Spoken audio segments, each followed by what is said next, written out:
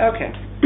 So, thank you so much for, allowing me to give 2 talks to you, and to speak to you about a topic that, as I said, is likely not directly relevant to many of you, and I hope that by being specific about something, we can achieve some discussion and understanding about a broader question. So that's my goal. But I used not to talk about this topic at all when I went,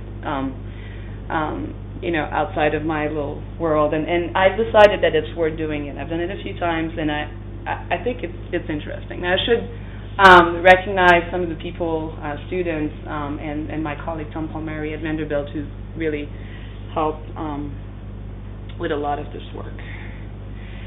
So, you know about phrenology. Phrenology originated with Franz Joseph Gall and his colleague Spurzheim, and in the 19th century. And phrenologists believed that you could understand something about cognitive functions from the shape of the skull. And Gall and Spurzheim disagreed about the proper methods to do this. So these are little models that are actually made according to Spurzheim's views.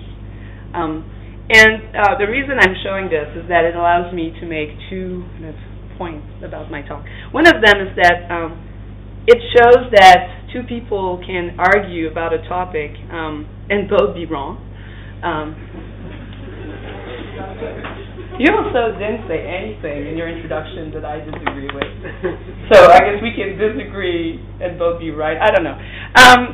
But the other thing is that I think phrenology is a good example of a bad method for something that we're still trying to do, right? It's often used that way, saying, well, we abandoned this method. We didn't abandon, the hopes of finding cognitive functions or functions in localized parts of the brain.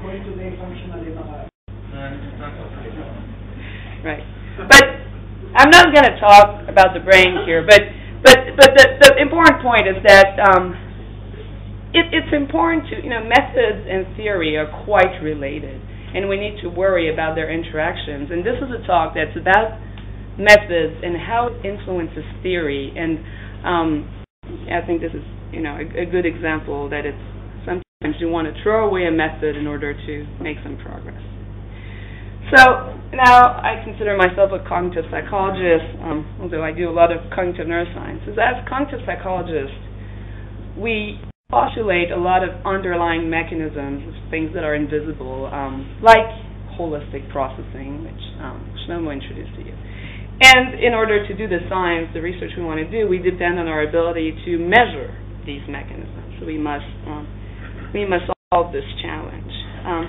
And yet, I would argue, in my experience, and I'm as guilty of this as anyone in many other areas, but this obsession I have with this task, that we often do not devote sufficient attention to the validation of our measures. And especially when the measures have been used for a long time, like this composite task in phase processing, it really is very well known. When they work as expected, so they have some kind of phase validity without, doing a wordplay, then we go like, oh, well, this is a great measure. I can go ahead and use it. And we are rarely challenged by our colleagues.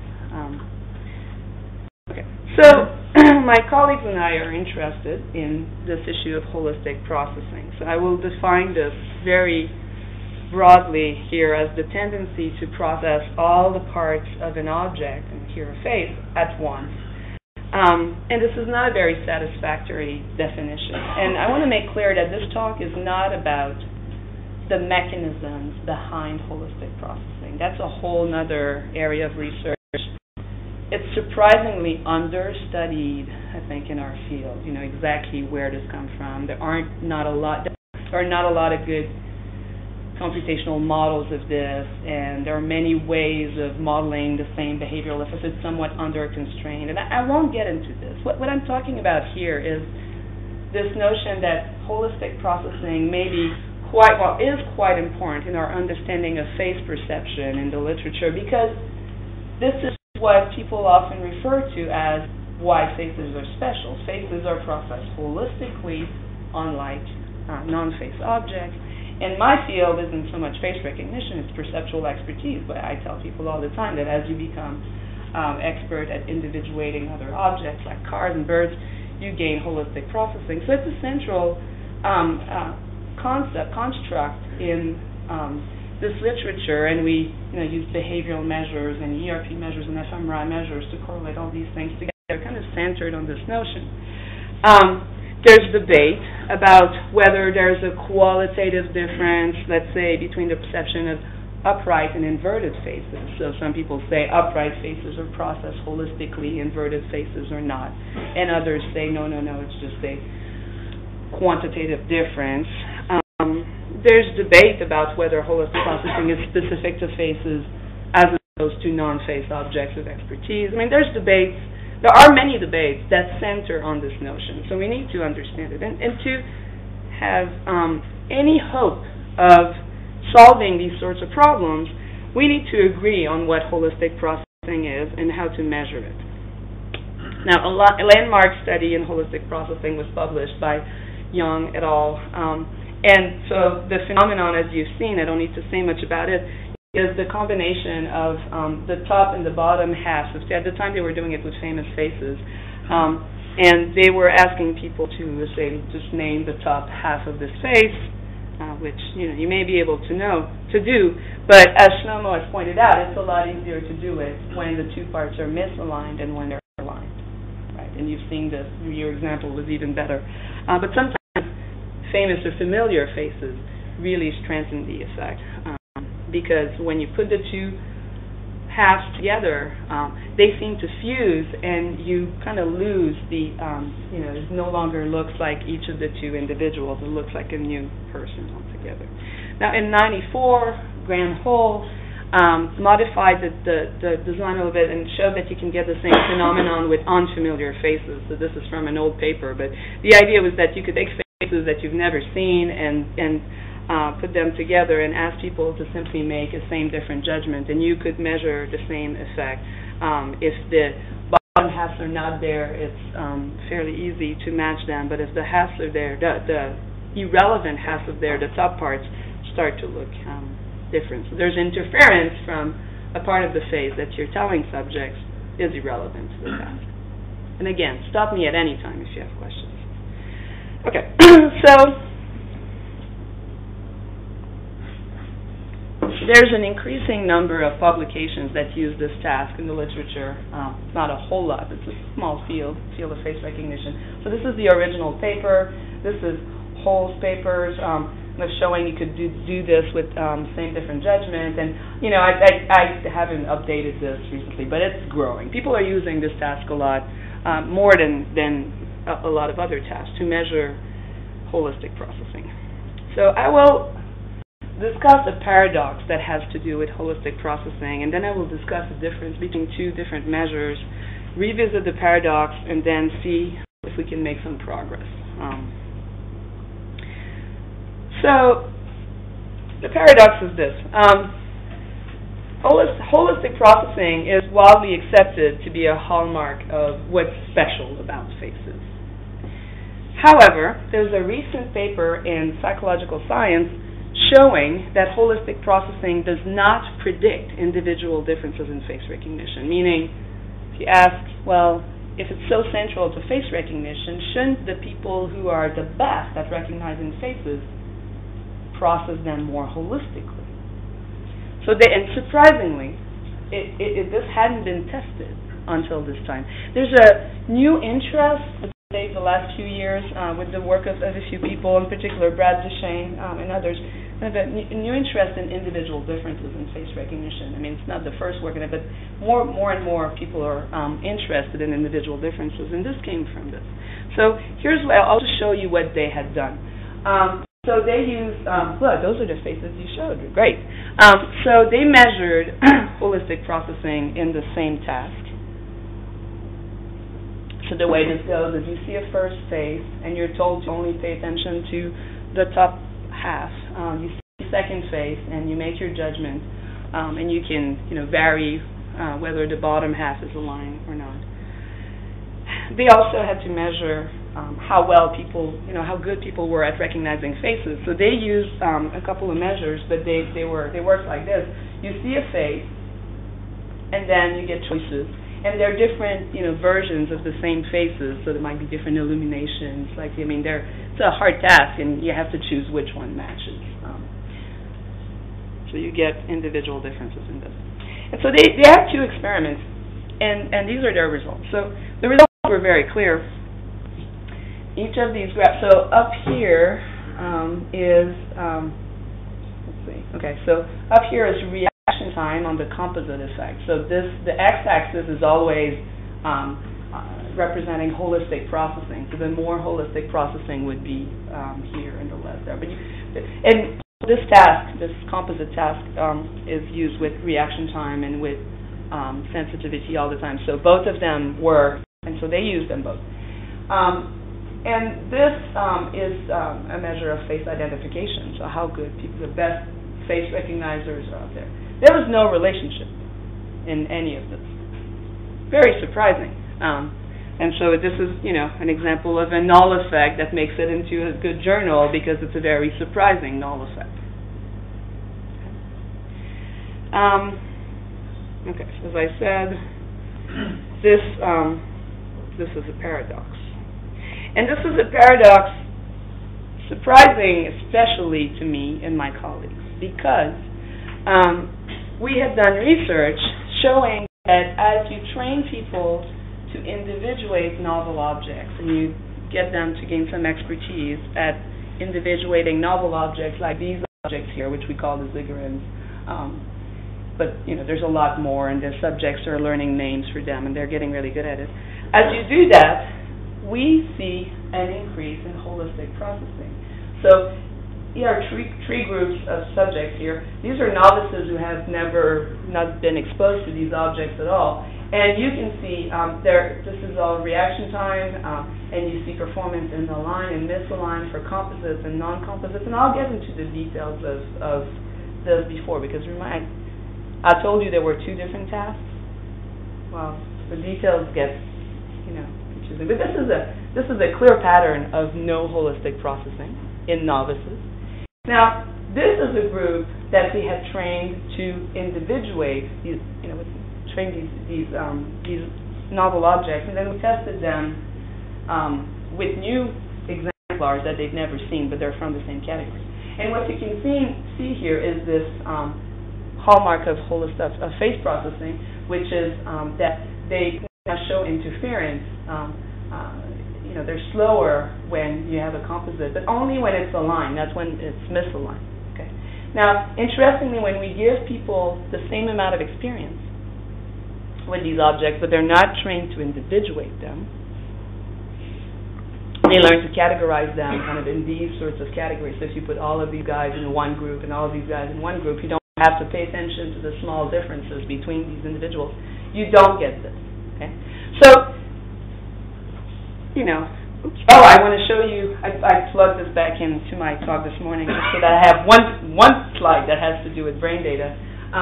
This study was also done in the scanner, so we were scanning people as they were gaining expertise with these objects. This graph shows the relationship between the composite effect. So this is actually the magnitude of this interaction. The more, the stronger this interaction, as you saw, a novice is like this and an expert is like that. So the magnitude of this interaction is here. So the more holistic would be here. And this is the training effect in the right fusiform gyrus for these objects. So this is a post minus pre. So, the activity at the end of training minus the activity at the beginning of training. And you can see that the more there's a change in the right fusiform gyrus, which is where you find the fusiform face area, and it's actually very close to the fusiform face area, you get an increase in holistic processing. Fairly strong relationship. So you put yourself in my shoes. How could holistic processing be related to the ability to individuate objects and not faces. I mean, we're talking about a hallmark of face processing. You know, and I was like, I stared at the secular, the Konar and colleagues' paper for a long time. I was like, this is so strange. And then, stepped back and said, wait, they're doing something different than we're doing. There are two versions of this paradigm. So this is the graph that I've shown you before, split into the two different versions of this paradigm. The one that Shlomo introduced is, I will call the partial design, and I'll explain to you why. And this is where it started. And then there's the complete version of this paradigm, which is the one that actually, without even thinking about it, when I started my work, my dissertation work, that's how we implemented it. And it took me several years to realize, with the help of reviewers, I wasn't doing it exactly the way that other people were doing. And then we worked on it quite a bit, but not all of this is, and actually this is growing, but not all of this is our work. We've convinced other people to try it, and you've published some with the complete design too. So, but there are two versions of this paradigm. And this is, this happens in every field, different ways of measuring the same thing. And people argue about which way is better. Now, in a lot of cases, it's the difference is a question of sensitivity. One paradigm's more sensitive than the other, and so it's a better way to measure it. I'm going to argue that this is not what we're talking about here. I'm going to make a very strong claim, which is that we should take all the blue stuff here and yank it out of the field. And that's a really strong claim, right? I mean, it's be like, whoa, calm down. And I'm going to try to convince you that I think it's important to do that, and we need to redo a lot of these studies with the right measure. The right measure may be the complete design, or might be another measure. So I'm not so much arguing that I have the perfect measure. I really don't think I do. I'm going to argue that the other measure is so problematic that many of the things we think we know, we actually don't know.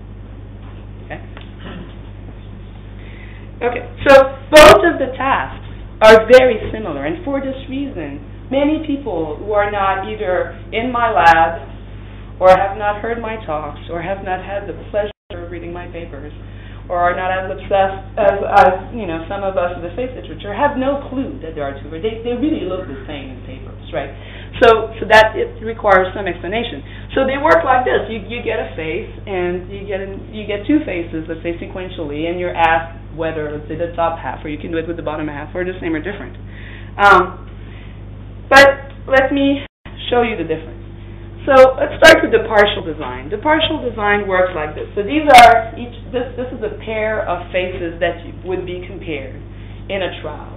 Okay, and in the partial design, you're going to have trials where the relevant parts, so the white parts are the relevant parts. Those are the parts where the subjects are told, look at those, ignore the gray parts. Okay, the gray parts are always different in all the trials. And the top part, the one you have to respond to, can be the same or different. Okay, and those are all the trials that are included, except that, as Shlomo has told you, if you need a control comparison. So you're going to get some holistic processing here, and you might misalign the parts. Sometimes they're inverted, and it's used the same way.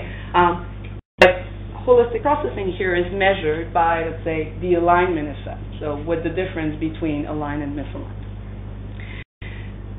In a lot of the studies, actually, only the same trials are being focused on, because those are the trials that researchers suggest you can really only make predictions about. And I don't think that's really important for this audience, so I'll kind of skip that. So typically you get results like this, where people are going to do better at making a judgment on the misaligned and the aligned trials, and this is going to be your quantification of holistic processing. Okay, now let's look at what I'm talking about as the complete design. Hopefully you'll see I'm calling it partial and complete. As a matter of fact, the partial design is half of the complete design. So what we do here is we add the other half of the trials. We add trials where the irrelevant parts are the same. Okay, so you have all four cells here, And this allows you to look at something that we call congruency, which is, so those here are congruent trials because the answer that the subject would give is the same for the irrelevant part as it is for the relevant part. I think I have little arrows that show this. So here the subject's supposed to say same, well, the irrelevant parts also say same, and here the subject's supposed to say different, and the other parts say different. So those are congruent, but those here are incongruent. Okay? When I say congruency, that's what I'm referring to. Okay? Very simple. Okay. So in the complete design, our measure of holistic processing is a congruency effect. And this makes a lot of sense to me from it has a lot of face validity, because what we're saying is if subjects can do what we tell them to do, which is ignore the gray parts, then these trials are the same as these trials. So you shouldn't get a difference. If they cannot help but integrate the top and bottom parts, then you should get a difference. So that's how we measure it. And note that this means we don't need misalignment or inversion, but we can do it. Right? We can, and often we do it, but we don't. We could just use these trials here and measure holistic processing. Okay. So when we do this, typically we get results that look like this. So this is a sort of graph that I've shown you before. So we would either have reaction times or a measure of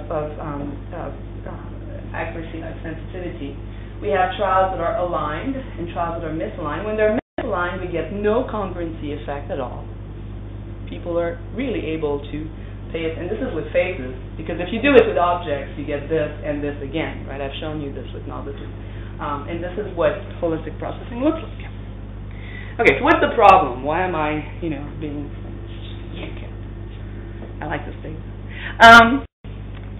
There are two problems here that are related. One of this, as I said, is that only the same trials are analyzed. I'm going to ignore this. But the problem is that there's an important confound here between the response that subjects give and the congruency of the two phases. So remember, in the partial design, only these trials are used.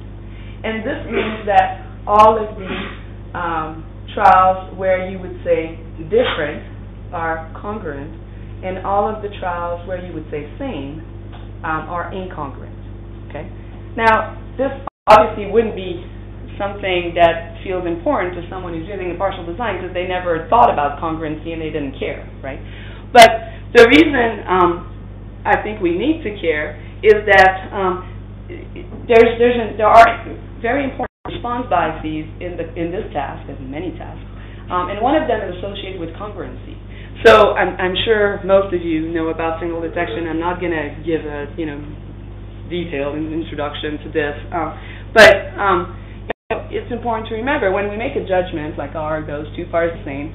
There's at least a perceptual process and a decisional process. And we're basing this on evidence of that a trial may be same or different, and this discriminability is the separation between these two, so your ability to tell that they're different. But there's also a criterion. You have to place your criterion somewhere here and decide when you're going to say same or different, depending on what you're getting.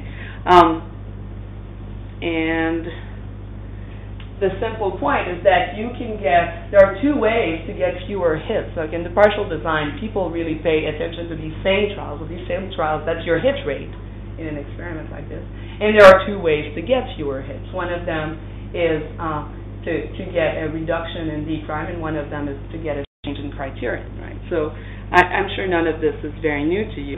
And this is the problem between the partial and the composite, the partial and the complete design is not a problem of whether you're using signal detection or not, but it is a problem with a response bias confound. And so as I said, the same different response that you're making are confounded with congruency, and congruency influences response bias. Even if those trials are not present, there's still a congruency difference there. So So what's this relationship between congruency and response bias? So to look at this, we did a study where we wanted to vary the exposure duration of either the first phase or the second phase. Okay, so it's the exact same task I showed. It's just that we're going to either keep the time of this one constant and vary the time for this one, or vice versa. And here I'm going to show you only aligned trials. Okay, so this is what we get for discriminability. Okay, so what you have here in those full lines, okay, is the performance of congruent and incongruent trials, okay, as we vary the exposure duration of the study phase. That's the first phase. So the second phase is constant, but we vary the exposure, how long you have to encode the first one. And in dotted lines, what you get is the same thing, varying the presentation of the second, the test phase. And the separation between the red and green is the congruency effect. That's your measure of holistic processing. Holistic processing starts really early. It starts at 50 milliseconds. That's as quickly as we get performance above chance, we start to see the separation. And in fact, it's as large as here very, very quickly. So this is an early effect that is fairly stable over the time course. But let's look at response bias. Response bias, so your criteria and how likely you are to say same or different in an experiment like this varies tremendously as a function of time here. And so what you're seeing is that early on, okay, so this would be no response bias, being equally likely to say same or different. Early on, up to, I don't know, it's easy to say it here, about 150, 120 milliseconds, you get this difference where the study, when you have little time to see the study phase, you get your bias to say different. And when you have little time to see the test phase, your bias to say different. Then things change here; they meet together, and then you're getting this very different pattern where the incongruent trials give you a larger a tendency to say different versus the congruent trials were more likely to say same. So this, we assume, is what we're interested in, holistic processing, an early perceptual effect. But this is something really funky that's happening at the same time. And the important thing is that this response bias is something you cannot measure in the partial design because it's a congruency response bias. And in the partial design, you cannot unconfound, you cannot separate congruency and response because all of your same responses are incongruent and all your different responses are congruent.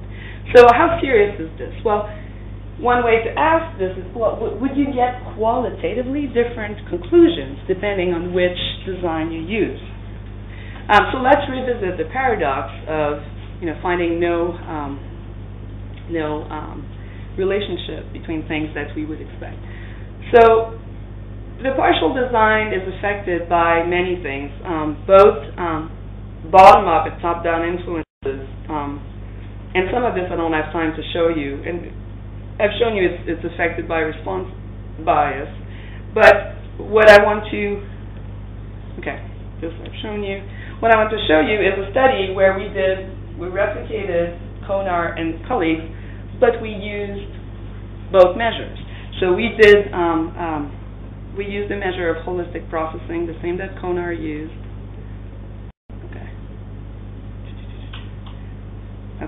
So we use different phases, but exactly the same task. The only difference is that we use all of the trials, all the complete design. Now, when you use the complete design, you have the trials of the partial design, so you can analyze it both ways, right? And that's what we plan to do.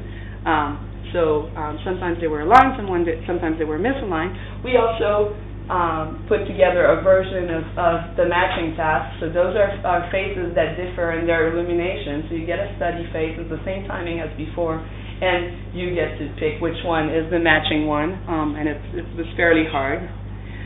We also decided to use another measure of how good people were at face recognition. This is the Cambridge face memory test by Duchesne and Nakayama. It's been validated quite a bit in studies of individual differences. It's a good, valid measure of how good people are at face recognition. So in this task, you're learning 6 new individuals that you've never seen, and then on many trials, you're asked which of these 3 is one of the 6 that you just saw, and then you get to learn that. And as I said, it's standardized and well understood. So we just decided to have more measures of this. Now, these 2 measures of face recognition, how good you are at doing the Cambridge face memory task and how good you are at doing our face metric task, are quite related. So it should be. So that's good. That's not surprising, but you want to start there. And then what we did is we said, well, let's look at it the way that Konar and colleagues did it. So let's look at only the partial design trials and show that they don't predict the alignment effect. So this is, it's really hard to look at it like this. So we have accuracy on the Cambridge face memory task, and I love this is reaction time on the Cambridge face memory task. This is accuracy on the matching task and reaction time, and there's nothing here, just like they found. But when we use the complete design measure, we get this. So in 3 of the cases, so the Cambridge face memory task is correlated with the composite effect both in D' and in reaction time, significantly. And the face matching task is related to holistic processing in reaction. Okay? So it's the same experiment, 2 different ways of measuring it, 2 different conclusions. Okay? So now the partial design measure, this alignment effect, that this one that does not seem to predict anything, it predicts one thing. It predicts response bias. So when we look at, this is the alignment effect, so this would be, someone who uses the partial design would say these are people who are very holistic, those are people who are not very holistic in their processing. Well, this is the congruency by alignment response bias. This is what you can measure only in the complete design, and this is related. This has nothing to do with holistic processing. It's just your tendency to say same or different, more or less, depending on which condition you're in. And this is a relationship we've replicated now in many, many different experiments. Now, the response bias is not stable. It changes and depends on, you study older people, younger people, you take a group, you look at individual differences. I'm not even sure that it's a stable property of an individual. I'm going to show you some evidence that we can move it around. So if this is holistic processing, we're in trouble because it changes all the time. Okay, so the complete and partial design measures can yield qualitatively different results, and this is not just one measure being more sensitive than the other. It's more serious than that. And that is because the partial design confounds response and congruency. Okay, so as I said, and I'm repeating it because I know these things don't stick unless you see them a lot. But the partial designers, these blue trials, and the different trials are all congruent, and the same trials are all incongruent. And when you have all of the trials and you can see what the response bias is, there's an influence here that you cannot separate in the partial design. Now, when you use a valid measure, or more valid measure of holistic processing, I would argue, holistic processing is related to performance recognizing faces. So it is the case that the more holistic you are, the better you are at face recognition, and it has some important implications. There are many claims, if you look at this literature, there are many claims that have only been supported in the partial design, and they've only been tested in the partial design. Things like, how young you can get a holistic effect in children, whether holistic processing is normal in schizophrenic patients. This may seem like a really weird question to ask, but there are problems in face recognition in schizophrenia, so people have asked this and said, well, there seems to be a problem or not. Holistic processing may be normal in a prosopagnosis, maybe it decreases with rotation, and there's lots of, there's a long list, and I've shown you this one. And I would argue these conclusions may stand or not. I'm not saying they're all going to change. This one changed. They may change or not. But I'm not going to place bets on, use that. Those. I mean, I don't know how it's going to solve. So what can we learn with a better measure? I'm going to give you another example of this. Another question that had never been addressed with a complete design is this question of whether the processing of inverted faces is qualitatively different from that of upright faces. So it's debated quite a bit in the literature, but when it's been done with the composite task, it's only been done with the partial design.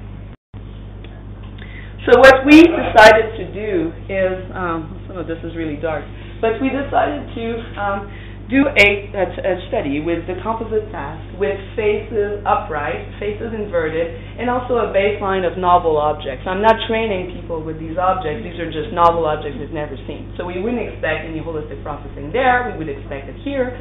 What are we getting here? And we varied the exposure duration of this second phase. So it was either 50 milliseconds, 183 milliseconds, or 800 milliseconds. Okay, so we're going to look at this. Same task. So I'm hiding the punchline. So what do we get for novel objects? Objects that we don't expect holistic processing for. This is at 50 milliseconds, 182 milliseconds, 800 milliseconds. People are getting better if you give them more time, but they surely are not getting more holistic. With upright faces, early on, this is significant, but it increases, but you get a holistic, a congruency effect that interacts with alignment at all times. So a very different picture. And this is yet another example of why people say faces are special, they're holistic, you get it here, you don't get it there. Okay.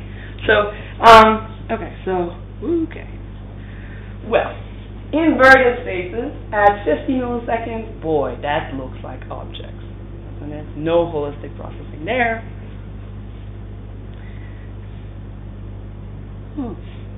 What's happening? Well, you get something that's actually significant. You get some holistic processing at 183 milliseconds. And in fact, by 800 milliseconds, we're getting maybe with more subjects, I think it's about 45 subjects, there's no statistical difference. So we're getting as much holistic processing for inverted faces as upright faces.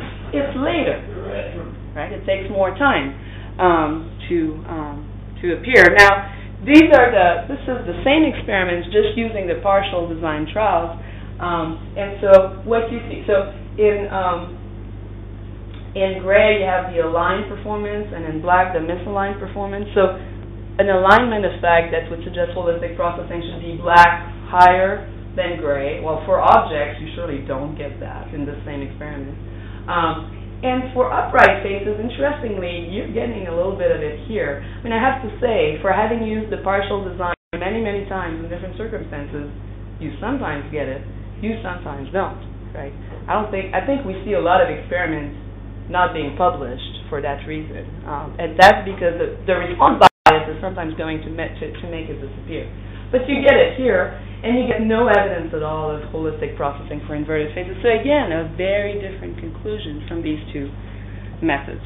And I put this back, you've seen this before, I put this back to say, doesn't this remind you of something, something that's really changing with presentation time, where it's only occurring there, and well, this looks like criterion effects to me, but anyway.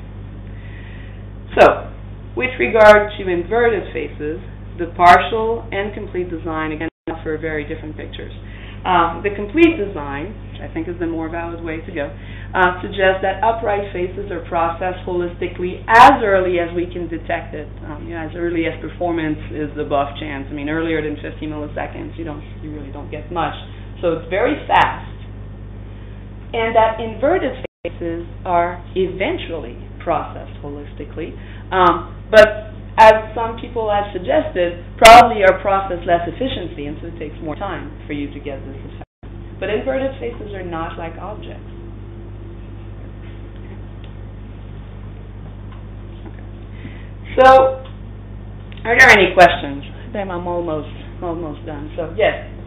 Can you think of designing the partial design, but using primes? Yeah, people do this, and in fact, that's a good question. In the Konar and Secular paper, they use D prime. The problem, it does not. It takes care of one response bias, which is the one that goes with alignment, but it cannot unconfound the congruency effect from the responses because you don't have same and different responses. So that's why I wanted to make clear. I am not saying the problem here is you need to use single detection measures. What I'm saying is that you have a design where your response is associated with a factor, congruency here, that introduces a response bias, and because it's confounded, you can never take it out. So there is, if you find it, I'll bake you cookies. If you find some way of taking the partial design, beta, where you don't have the other trials, and get something that you can prove is meaningful to me, I mean, that takes care of this problem, but I don't think you can. I think it's just fundamentally problematic.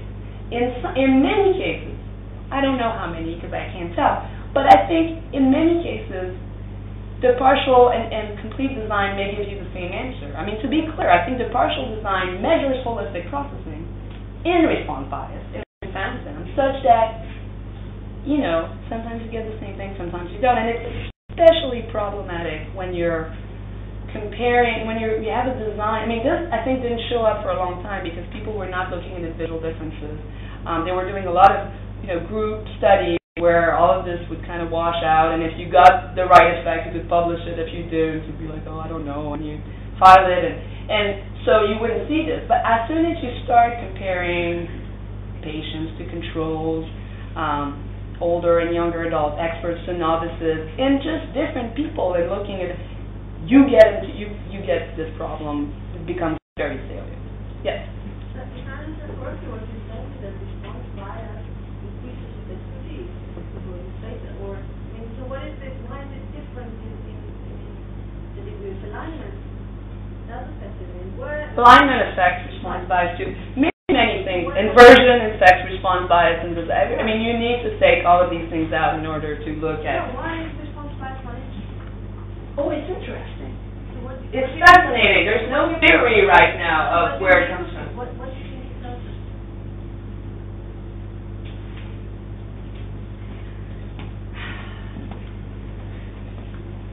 I don't know.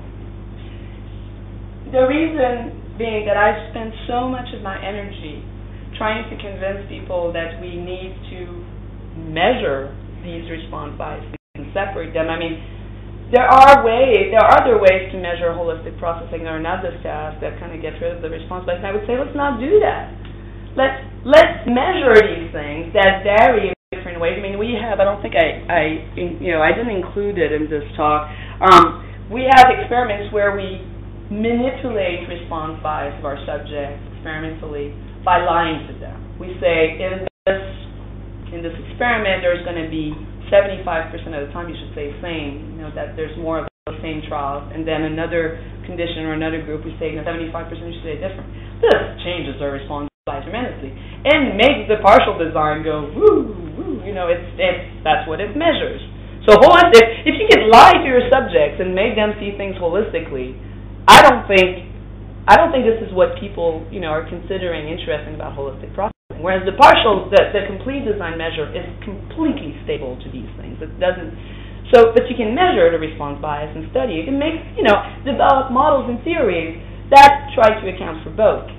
We haven't yet spent much energy into this. So our message is it's simpler. Like if we want to understand, face processing and expertise in learning and center it on this. I mean, I don't think we should throw the baby out with the bathwater. This measure is bad, but the concept of holistic processing is very useful, but only if we can actually measure it. There might be many other ways to measure it better than this, but I would argue that there are other tasks, but nobody that I know of has spent as much time trying to validate these other measures yet. So the fact that in group studies, you have other measures that give you something that, where it has space validity. That's not enough for me. Like, you have to show that it's very stable under both bottom-up manipulations, like things like alignment and inversion, and also lying to your subjects. And if holistic processing is not stable under these, then, I don't want to use these measures. So I think that the general topic here. Oh, yes, you have a question? I can barely hear you. So you have to speak up. Okay, so you're in the design, the partial design, the complete design, there are congruent and incongruent tribes that coexist, which is a very interesting thing. But I think that the basic phenomenon of the composite effect also survives in other contexts that are not the same different tests. You showed the famous people you have to recognize, for example, the right. part of especially when it is aligned or misaligned. In these cases, you don't have this context of same different tests. Maybe the phenomenon still exists of the sure. concept. Oh yeah. So just to make sure that I understand correctly, first of all, there is no issue about the composite effect, the constellation of the old new tests, of the same different tests. These was measured in different. No, I understand your question. It's a bit tricky. There's no question that this paradigm, the composite illusion, this effect that we can all see and go, wow, this. Yeah, you get that in all of these demonstrations. The problem is, if you want to quantify it, say it's more in this condition than that condition, more in this subject than that other subject, then you need something that's a fairly pure measure of that. And it's actually fairly tricky when you look at other designs, like a naming design or a forced choice design, to be convinced that these problems are not present too. I mean, I won't go into but every time we look at, something that fixes the problem, we're like, yeah, but it's, you have the same thing potentially. And so, I would say this is actually, the complete design is a way to at least you can look at it both ways and see if they're different. So that's an advantage. I would say also, if you're worried about a context effect here, we have done the partial design alone, only those trials, and also those trials in the context of all the other the complete design, and you get the same effect. So the partial design trials are not affected by being tested in the context of the other trials, which is good because it means that you can do this experiment and exploit the trials, but you can look at it both ways.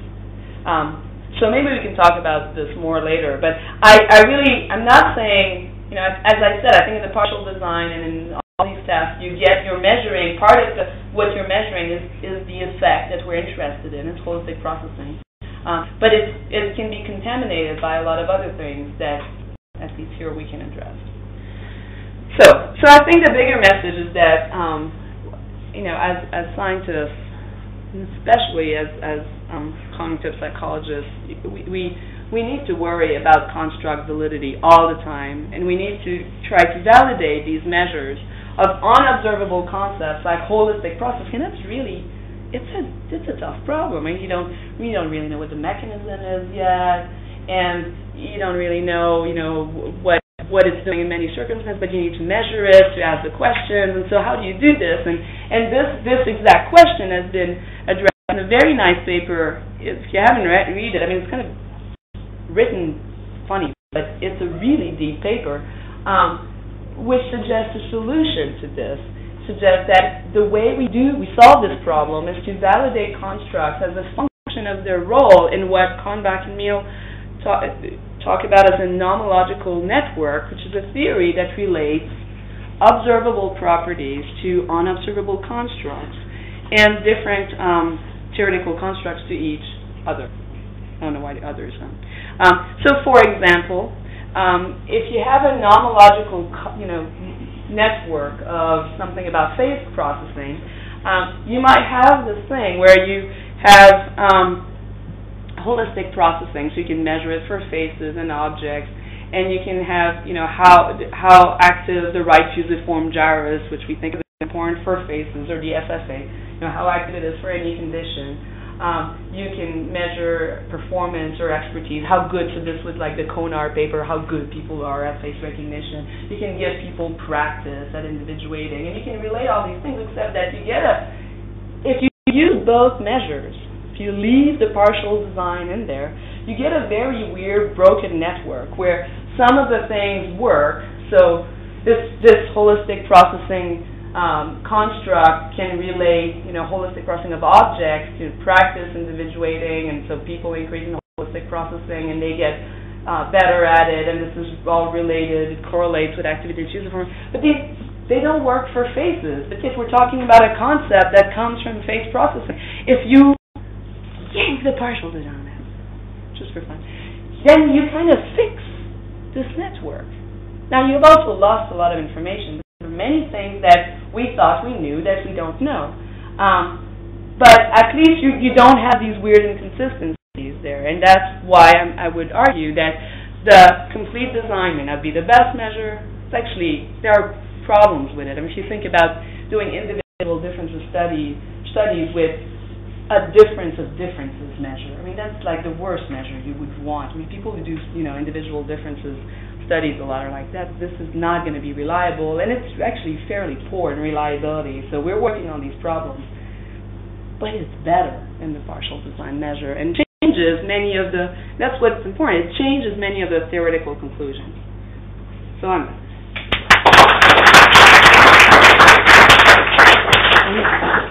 then lose my voice. An initial question? Yes. Maybe it's almost a semantic question, but I agree completely that this test is good to show that something has more holistic processing than other. I'm talking about the complete design. Right. But I'm not sure I'm convinced that if you don't see a difference between misaligned and aligned, that means that there is no holistic processing. You could argue that in both cases you have holistic processing. I mean, even misaligned objects, sometimes there are objects that are. Yeah. So it maybe has more to do with familiarity. If you expect, let's say, a face to be round and you misalign, and then you break a lot of the holistic processing. But in an object that you don't have any expectation how it will look like, maybe misalignment is treated holistically as the line. Right. But remember one thing: in the complete design, you don't need the alignment effect. You can just look at the congruency for the aligned trials, and it does this, which is an advantage because you can actually, and there are some really interesting effects that we found with the design. For example, in autistic children, so they have problems with face recognition and hypoactivation of the fusiform face area.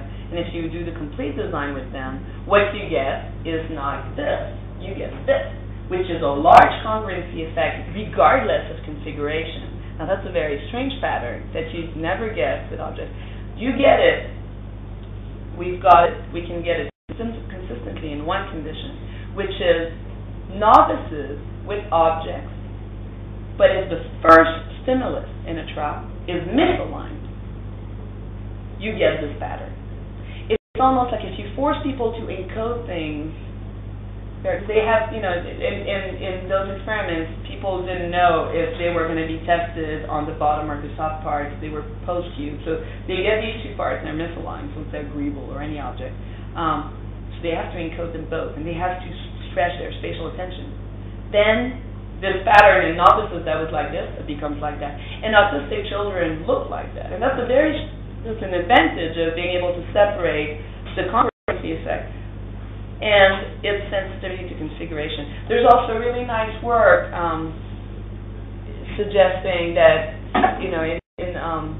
in some conditions, like early in training with objects, you might get holistic processing effects that are fairly local on the object and then they grow. So, as I said, hopefully I didn't promise something I can't deliver. This is not about the mechanisms of holistic processing, and I agree with you. You might not get these effects and not get holistic processing. The reason we start like this and we're comfortable with the task the way it works now is that it's very good at capturing the difference between faces and non-face objects. It's very good at capturing this change with expertise. So in that sense, as a measure of what is changing and how things are changing from being object-like to face-like, this is sufficient. This paradigm is not sufficient to understand the mechanisms underlying it. It's not, it's not subtle enough and doesn't have any of those, important things. Yeah. I was wondering, it's actually what you presented at the beginning.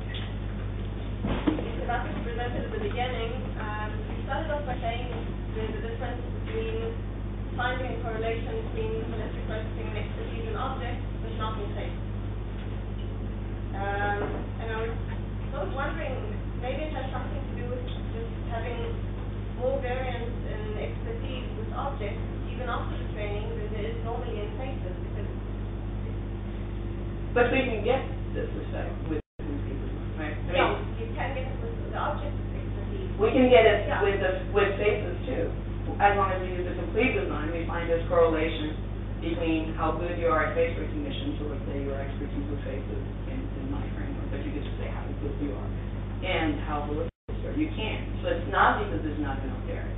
It's because the other measure, it could respond by a variable lot between people without you doing anything fancy, even though you can't move it, is contaminating the measure. So I think there's actually, that's the work of Brad Shane and Ken Nakayama has really been, really good at showing that there's a lot more variance in our ability to recognize faces than we probably presumed before. So, when I started in this field, a lot of papers started with, we're all experts, we're all very good at face recognition. People can't do that and they can't get away with it because their work has shown that, you just test a bunch of normal people who, are not brain damaged or don't really complain about any problem. You find a lot of people, it's a really, normal distribution with some people who are really good and some people who are really bad. Some of you are probably very bad at this. And for some of you probably don't process, wouldn't get a lot of holistic processing in this task. Any other questions? All right. Thank you.